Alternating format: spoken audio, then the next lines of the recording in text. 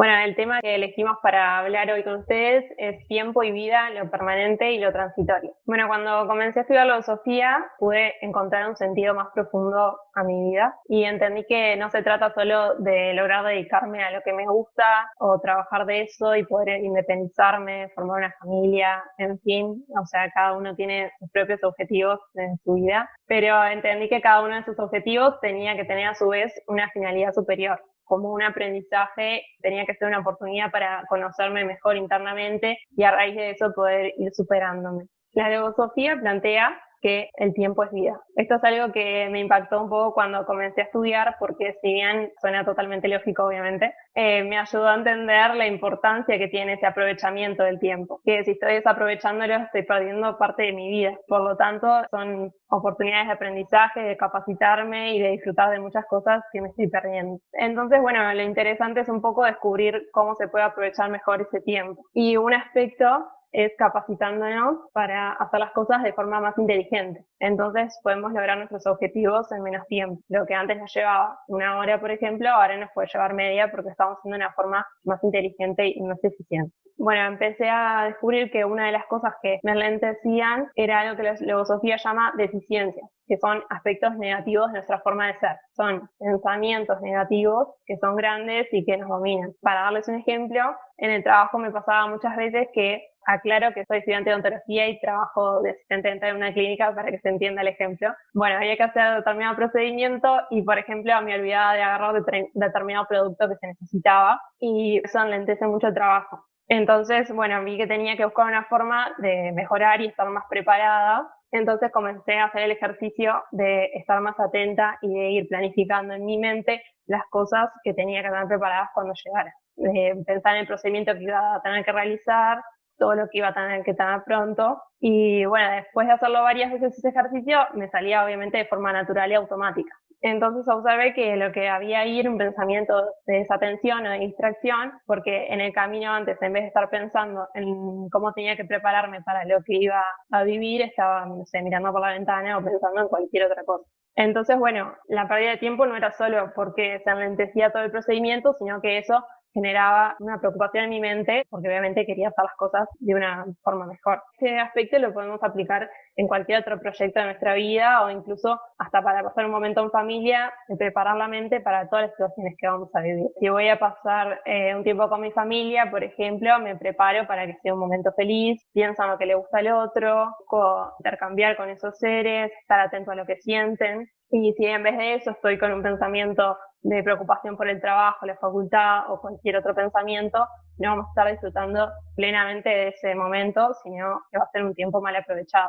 Otro aspecto que pensaba era todo esto que estamos viviendo, que está viviendo el mundo actualmente. Y bueno, lo que se dice en todos lados de que hay que aprovechar ese tiempo para estar con uno mismo, con la familia, para valorar todo lo que tenemos cerca, que obviamente suena muy lógico, pero a su vez me parece que es algo difícil si no se tienen herramientas para lograrlo, para poder conectarse con uno mismo si no conocemos lo que tenemos en nuestra mente, por ejemplo. Entonces, me parece que es muy linda la oportunidad de estar con la familia, pero por ejemplo, si somos intolerantes y todo lo que hace el otro nos va a molestar, al final vamos a estar todo el tiempo discutiendo y estando incómodos en ese lugar. O si somos egoístas, por ejemplo, nos va a costar compartir espacios y momentos con esos seres. Entonces veía que para lograr ese control de las situaciones que vamos viviendo y para lograr conectarnos realmente con nosotros mismos, tenemos que entender cómo funciona nuestra mente y la de los demás. Eso en parte es lo que estoy aprendiendo estudiando filosofía. En función de lo que decía Cari, yo veía que, y en función al tema, por supuesto, yo veía que frente a cada situación podemos sacar una parte, o sea, clasificar una parte trascendente y una parte, o sea, permanente y una parte circunstancial o transitoria. Y tal, como que tenemos que, yo veía la importancia, de, o al menos a mí, de focalizarme en lo que es lo permanente de la situación. Y esto quería explicarlo con un ejemplo. Por ejemplo, a mí me pasaba cuando comencé principalmente la facultad, quizás les pasaba similar, que tenían exámenes, al menos a mí, me pasaba que me ponía nervioso o me ponía ansioso o no sé, tenía miedo de que no sabía qué me iban a preguntar, lo que sea, ¿no? Entonces esa situación a lo largo de la etapa académica fue mejorando, es decir, como decía Cari, esa importancia de seleccionar los pensamientos que nosotros queremos tener afines a nosotros y quitar aquellos que son negativos, ¿no? Y a veces es una simple observación de ver por qué nos estamos poniendo ansiosos o por qué tenemos miedo, que a veces no tienen justificación. Y eso es lo importante de observarlo. Bueno, un poco cerrando esa idea, yo lo que veía es ahí yo podía hacer una clasificación en lo circunstancial y lo permanente que podía sacar de esa situación. En lo circunstancial era el examen, es decir, ese examen lo iba a tener que dar, quizá me iba bien, quizá me iba mal, pero en algún momento lo iba a probar o lo que sea, y esa situación iba a dejar de estar en mi vida. Iban a venir otros exámenes, pero capaz que en algún momento dejan de serlo o son otro tipo. Ahora, ¿qué era lo que yo rescataba permanente de eso? Lo permanente que yo rescataba de eso era esos elementos que yo fui adquiriendo en ese proceso de superación, de no sentirme nervioso en los exámenes, esa ansiedad, poder aplicarlo a otros ámbitos de mi vida. Como por ejemplo puede ser, no sé, una entrevista de trabajo. O sea, me pasó de, al momento de ir a la entrevista de trabajo, tener presente eso y llevarla de mejor manera, porque era mi primera entrevista de trabajo, ¿no? Entonces veía esa importancia, que ahí está lo permanente, de poder utilizar las herramientas que fuimos adquiriendo en determinada actividad que estamos realizando y poder aplicarlas a otras. O sea, estoy mencionando académico y laboral, pero puede ser deportivo, como puede ser los vínculos, que eso también es muy importante y tiene una gran relevancia. Después voy a hacer otra observación respecto a eso que veía en mí. Otra cosa que veía, que es importante, o al menos lo tengo presente yo, que la filosofía presenta que cuando uno realiza el proceso de evolución consciente, la vida se vuelve como una espiral. Es decir, las situaciones se repiten de manera similar y nosotros tenemos la oportunidad de ir aplicando lo que vamos aprendiendo para que no nos pase lo mismo, como en el ejemplo que yo les ponía del examen, que cuando tengo un nuevo examen no me sienta nervioso o ansioso como si fuera la primera vez. Ir adquiriendo eso y tal, o no, otra nueva actividad, como les mencioné, la actividad laboral, o cuando conocemos a alguien nuevo, o nos integramos a un grupo, lo que sea, se puede ir aplicando a varias cosas, y eso es la importancia de ese espiral de conocimiento. Esto veía que se puede vincular a muchos aspectos, y mencionaba lo de los vínculos. Algo que yo veía en eso también es el aspecto de las discusiones, que las discusiones en cierto punto son circunstanciales, porque son del momento, transitorias, ¿no? Y a veces pasa que con los que más tenemos discusiones son con los que tenemos mayor aspecto, o sea, con los que tenemos mayor cercanía, porque a veces como que se baja esa defensa de capaz que con otro no discutías por eso y como bajaste esa indiscreción o lo que sea, llevas a la discusión.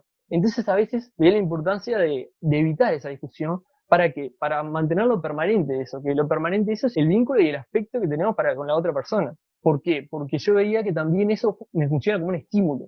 Y se lo pongo con este ejemplo, me pasa de recordar seres queridos que ya no están físicamente y son un estímulo para mí, es decir, por los momentos que compartimos juntos, los momentos lindos, por supuesto. Entonces, ¿qué mejor yo veía de seguir construyendo ese tipo de vínculos para que sean estímulos para futuro para mí también, que a veces estás un poco bajoneado o lo que sea, y recordar esos momentos felices son herramientas que uno tiene, o al menos yo, de poder usarlas para mi propio bien, ¿no? Y veía ahí también, por supuesto, el bien que estamos haciendo al vínculo y a la otra persona, porque evitar una discusión, al menos a mí discutir, me deja mal. Entonces, evitando eso, no solo nos estamos haciendo bien a nosotros, sino que nos estamos haciendo bien a los demás y a los que se vinculan con nosotros. Y eso también es otro objetivo de la filosofía, que la expansión del bien. Entonces, es como un doble beneficio, veía. Después, otra cosa para mencionarles, que esto, como les mostré el ejemplo de los exámenes o de trasladarlo a la vida, es un proceso, por supuesto que es un proceso, y no es que digo, hoy me pongo a hacer esto y lo voy a hacer, empiezo a mejorar y soy un crack, ¿no? No, o sea, vamos a fallar, eso, o al menos a mí me pasó, capaz que a ustedes no, genial, pero digo, vamos a fallar, tener presente eso, y el aspecto de que hay que sacar lo bueno de esa situación, y eso también enseña la filosofía de cada momento que nosotros tenemos, sacarle lo bueno, ya sea una situación buena o una situación mala, de que a pesar de que hayamos fallado, si tenemos un objetivo superior, la falla es circunstancial, es transitoria, nos vamos a equivocar y nuevamente vamos a tener una oportunidad para superarnos. Quizá distinta, quizá en otro ambiente, en otra situación, se nos va a repetir la oportunidad. Y ahí es donde nosotros tenemos que aplicar lo bueno que sacamos de ese error, de esa falla. Y la importancia de tener presente que lleva tiempo y que hay que tenerlo presente porque vamos a necesitar esos estímulos y ese tener claro el objetivo superior, que bueno, al menos a mí es superarme y poder expandir el bien.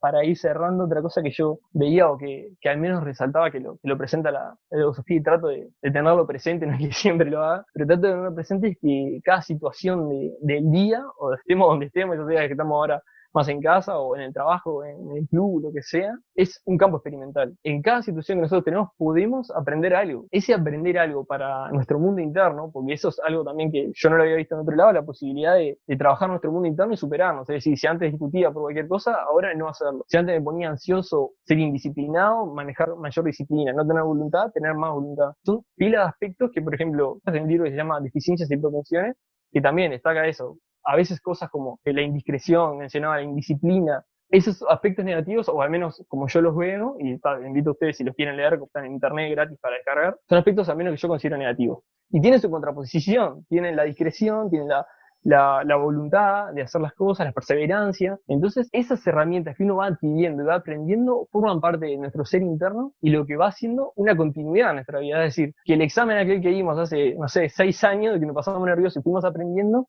lo usemos ahora como herramienta para nuevas situaciones. Y eso genera una continuidad, no solo desde ahí, desde la facultad, sino podemos hacer desde el liceo, desde cuando nosotros nos pongamos a analizar qué estamos haciendo, por qué lo hacemos, porque eso es fundamental, también es un estímulo tener presente por qué estamos haciendo lo que hacemos. Estas son al menos herramientas que yo he estado observando que me han servido para seguirme superando y ponerme propósitos y objetivos mayores para ir mejorando. Una cosa que pensaba mientras lo escuchaba a los jóvenes expresarse, una de las características que a mí me lleva a esto de pensar en lo que es permanente y lo que es transitorio, ¿no? Porque en el fondo también acá está que las cosas que uno le va a dar gran importancia en la vida. A veces uno piensa en el avance en la vida material de uno y en el avance en la vida material de la humanidad en general, que obviamente se han hecho avances a nivel humano y si a uno más o menos le va bien, también va avanzando materialmente en la propia vida. Pero mi visión de esto es que estas son cosas que no son de asiento permanente, que lo permanente no es de carácter material. Por ejemplo, a un ser puede hacer mucho dinero, pero todo el dinero ese se puede perder. Ustedes capaz son todos muy jóvenes para haber vivido de cerca la última gran crisis económica, pero muchas fortunas se destruyeron y ahora seguramente con la situación actual muchas fortunas de otros seres también se deben haber destruido, ¿no? Sin embargo, lo que tiene el ser en su mente, eso no se lo puede sacar nadie. Lo que sabe, sus conocimientos, las cosas que aplicó para hacer esa fortuna, por ejemplo, la sigue teniendo. La matriz de todas las cosas es de carácter mental. Eso es indestructible. A un herrero le pueden sacar todo lo que tiene, pero sigue sabiendo hacer trabajo de herrería, digamos. Entonces eso va dando una pauta de lo permanente reside en la dimensión mental, más allá de lo material. Y aún dentro de lo mental hay distintas jerarquías de conocimiento. Están los conocimientos como de los que estoy hablando, de hacer dinero, de un oficio, de una profesión, que ya de por sí no pueden ser arrebatados, digamos, y después están otros conocimientos, ¿no? Que tienen que ver con, por ejemplo, esto que estamos hablando, pensar en estos aspectos de la vida, cómo priorizar el futuro al presente algunas veces, o cómo evitar una discusión que sería algo circunstancial y no estaría viendo un intercambio real, digamos. Lucía tenía algo que decir, ¿no? Sí, yo quería saber cuál es la diferencia entre la logosofía y la filosofía. Lo que es de logosofía, yo lo que observo es que trabaja el ser interno y de uno, empieza a analizarse como uno y en base a la experiencia, experimentar y comprobar. Eso es algo fundamental en la logosofía que lo presenta de estudiar lo que se experimenta y experimentar lo que se estudia. Y eso lo voy comprobando, ¿no? Es decir, yo no creo ciegamente en la palabra y invita al autor de logosofía a no creer ciegamente en la palabra de él ni de los libros, sino de comprobar por uno mismo lo que presenta ahí. Yo voy avalando lo que dicen los libros a medida que lo voy comprobando. Quizá hay cosas que todavía me faltan comprobar, hay cosas que capaz que todavía no me cierran y lo voy aplicando. Es decir, veo, lo experimento y es parte de eso del proceso, como mencionaba, de fallar, de equivocarse, de analizar las situaciones que nos pasan y con las herramientas que me brindan los libros de filosofía, de ir viendo cómo se adapta a mi vida y cómo yo la puedo adaptar y ver si se comprueba eso en mí. Y si no, lo dejo en pausa y veo si se comprueba después. No lo tomo como cierto. La logosofía no busca ser un aspecto contemplativo de la realidad, busca ser un aspecto transformador, no es ilustrativo, forma cultura. El estudiante de logosofía, si se pone a leer algo sobre la tolerancia y decir un tema, no es que sabe el tratado y después va y en un semáforo en rojo se le salta la intolerancia, digamos, y se enoja con alguien que se pasó en rojo, digamos.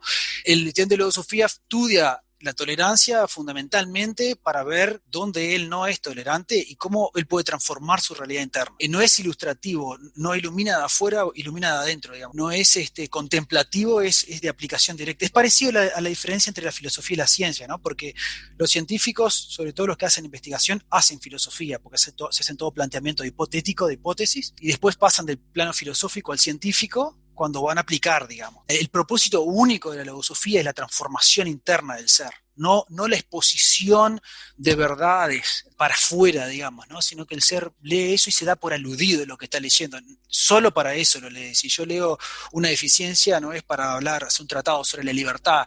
Estoy pensando estrictamente de que hay partes de mí que yo no puedo pensar bien libremente porque tengo un prejuicio, porque tengo un dogma ideológico, religioso, lo que fuera, y yo me estoy dando por aludido con eso que estoy leyendo y yo estoy buscando cambiar mientras estoy analizando esto. No quiere decir que alguien no puede estudiar filosofía así, Pero este es el propósito mismo, digamos, de la logosofía, el centro mismo de la disciplina. ¿Qué son las cosas permanentes y eternas y cuáles son las que pasan? Es un tema que cuando uno lo mira corrientemente podría mirarlo así como filosóficamente, pero cuando yo lo trato de estudiar con la óptica logosófica, trato de decir, bueno, de esto cómo yo llevo esto a la vida. Si yo no logro de un tema estudiado logosóficamente, más allá de lo qué bueno esto que leí que nunca se me había ocurrido, si yo no logro decir, bueno, cómo esto va a alterar mi conducta, cómo yo voy a reorientar mi conducta con esto que me di cuenta ahora, estoy fracasando como logósofo, digamos. Puedo muy lindo de sacar la conclusión, ¿no? De, por ejemplo, como dije hoy, que las cosas que no son materiales no se pueden quitar y las cosas materiales sí.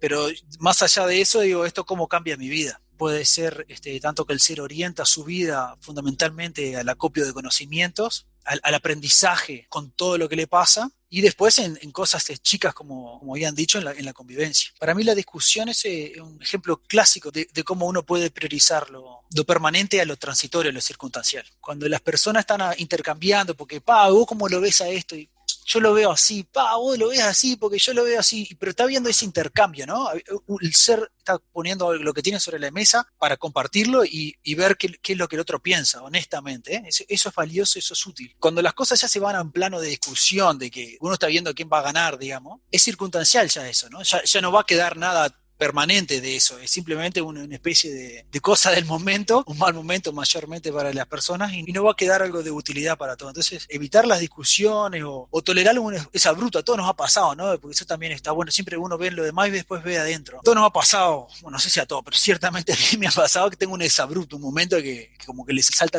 el resorte a uno y se expresa de una forma que no era. Y a veces uno ve a otro hacer eso. Y si uno ya se observó a sí mismo hacer eso, cuando uno ve a otro hacer eso, dice, tranquilo, no te vas a enojar con ese ser, porque ese ser hizo eso como vos lo hiciste en otra oportunidad, y es algo del momento nomás que le está pasando a ese ser. Si vos dejás tranquilo a esas personas, ya se le va a pasar ese momento y va a poder transitar la situación, en vez de ir al choque, en vez de yo saltar porque el otro le saltó el resorte, de hacer que me salte el mío, ¿no? Cuando uno ya se vio a uno pasar ese mal momento, que a veces uno pierde control de la psicología, cuando uno ve al otro, uno no se pone más exigente con el otro, se pone más tolerante con el otro, porque ya se observó conscientemente esa debilidad en uno y la ve en el otro y dice, le va a pasar al otro como se me pasó a mí, y yo lo único que tengo que hacer ahora es contener mi propio resorte interno, digamos. Entonces uno salta de ese momento, de esa cosa que era del momento, de la circunstancia, y prioriza lo permanente, ¿no? Un poco vinculado a lo que estábamos hablando del aprovechamiento del tiempo, otro aspecto es eso que se estaba mencionando también de aprender de experiencias pasadas, ¿no? Algo que me ha pasado es que ahora, con estos conocimientos que he ido adquiriendo, he ido revisando experiencias que he vivido que en su momento quedaron, digamos, ahí inconclusas sin estudiarlas, y después uno las recuerda y empieza a extraer de ahí elementos útiles para la vida de ahora, digamos. Entonces veía como ahí también es una experiencia que está en el pasado, pero si uno la recuerda y de eso puede extraer algo útil, ahí también tiene algo aprovechado de ese momento, algo que quedó, que es permanente en uno, de algo que ya fue circunstancial. Alguien hizo una pregunta, a ver, si los estudiantes de filosofía nos consideramos perfeccionistas. En realidad pienso que lo que se busca es ir superándose y lograr cada vez cometer menos errores. O sea, no sé qué se entiende por perfeccionista. Como una exigencia desmedida, capaz, no sé. O sea, tampoco verlo como quisquilloso, es decir, o sea, yo estaba hablando también del ensayo y el error, ¿no? Tener presente que nos vamos a equivocar, tenerlo presente y no decir por qué me estoy equivocando, sino observarlo y constructivamente buscar la solución. O sea, capaz que, o sea, que la idea del perfeccionista como decir, esto está mal, lo descarto, no saque nada. O sea, no tener esa postura quisquillosa, sino una postura constructiva de ver en qué puedo mejorar yo. Y eso en realidad va en función de cada uno. Cada uno como que, o al menos a mí me pasa que lo voy comprobando, es decir, yo supero una deficiencia mía, no sé, ser indiscreto, al ser más discreto me siento bien, veo que los resultados son positivos. Por eso destaco eso de la experimentación. Cuando decimos de estar buscando como todos los errores que cometimos en todo, capaz que suena como algo pesado o abrumador, pero en realidad es como que uno se toma de otra forma también esos errores, sabe que es una experiencia de aprendizaje y no es algo que estemos todo el tiempo frustrados porque cometimos un error, sino que tenemos la ventaja de que con la ayuda de la logosofía podemos tener herramientas para hacer de ese error algo positivo para nuestra vida, de un conocimiento más y de poder volver a vivir la experiencia de una forma mejor con esos conocimientos ya adquiridos. Sí, como que la exigencia en todo caso es con uno. Mi observación promedio de los estudiantes de filosofía que conozco, o sea, no estoy hablando en términos absolutos, la exigencia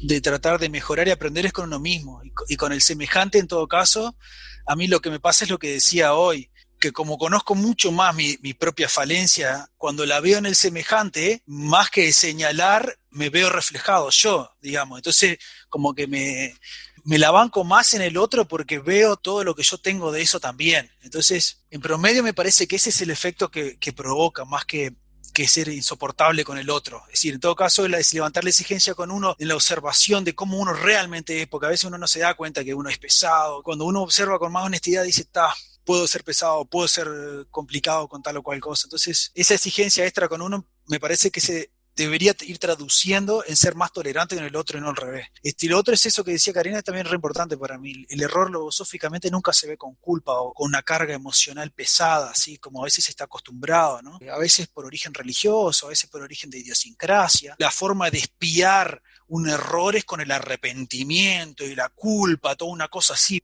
compensa el error. Logosóficamente eso es una inmoralidad, digamos. Logosóficamente el error es para aprender, entonces el ser tiene que ver lo que le faltó y lo transforma en una alegría el error cuando el ser entiende dónde estuvo fallando y cómo puede hacer para transformar el error en un principio de triunfo porque entiende lo que pasó, digamos. Entonces se hace un análisis con alegría del error, no con esa carga de culpa o arrepentimiento. Eso más bien se busca evitar, que se entiende que no es bueno. Los conocimientos no se pueden arrebatar, ninguno, pero hay conocimientos que son más valiosos que otros. Hay conocimientos que son de más jerarquía, ¿no? Por ejemplo, hoy estábamos hablando de aspectos de convivencia, ¿no? Y cómo uno va agarrando cierta experiencia, de observarse uno mismo, cuando uno ve las propias falencias que uno tiene para el manejo con los demás, cuando uno ve esas falencias en los demás, las pasa más por alto y tiene más paciencia con el semejante y dice, esto es solo del momento, es un enojo del momento de esa persona, no te enojes con él porque solo va a empeorar la situación, ya se le va a pasar como vos se te pasó otros enojos también. Ese conocimiento vale en tu casa con tu esposa, con tus hijos, con tus amigos y en el trabajo. Y en el ámbito laboral lo vas a aplicar en el ámbito universitario, en la calle, en el ómnibus, ¿no? Es un conocimiento que es de aplicación genérica. O si uno estudió los pensamientos alarmistas porque los vio otras veces, ¿no? De que parecía que el mundo se venía abajo por cualquier cosa y estuve estudiando sobre el alarmismo y sobre cómo esos pensamientos son una burbuja y parece que lo ocupan todo. Después uno vive una situación como esta que estamos viviendo, entonces se frena de no dejar que el pensamiento de temor y alarmismo tape la mente y dice, vamos a analizar la situación con cuidado y con responsabilidad, pero tampoco voy a dejar inundar mi mente por esto completamente, así tomamos perspectiva. Son conocimientos estos que son de carácter universal, entonces por eso yo los considero más valiosos que el conocimiento de un oficio, por ejemplo, que también los tengo y los cultivo porque necesitamos todos